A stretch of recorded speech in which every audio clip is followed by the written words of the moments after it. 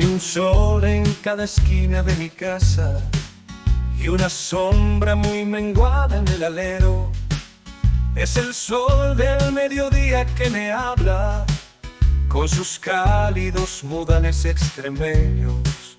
Es verano bajo el chopo y bajo el agua. Es verano en el botijo y su refresco. Es verano y el calor bajo la enagua. Es verano que al pudor hace requiebros. Porque siempre Extremadura eres motivo, esa causa encadenada con mis versos.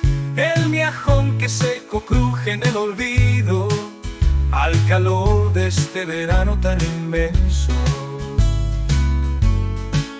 La dehesa se ha fundido en mil colores. Uno es verde, el de la encina, el extremeño. Los demás hacen contraste con el pardo. Son colores que conjugan con amores. Son matices que se fruncen en mi sello. Son poemas en los ojos de este bardo.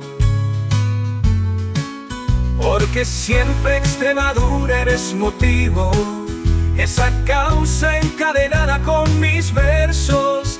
El miajón que seco cruje en el olvido al calor de este verano tan inmenso.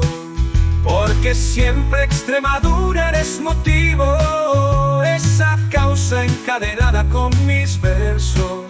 El miajón que seco cruje en el olvido al calor de este verano tan inmenso. Tan inmenso. Porque siempre Extremadura eres motivo, esa causa encadenada con mis versos.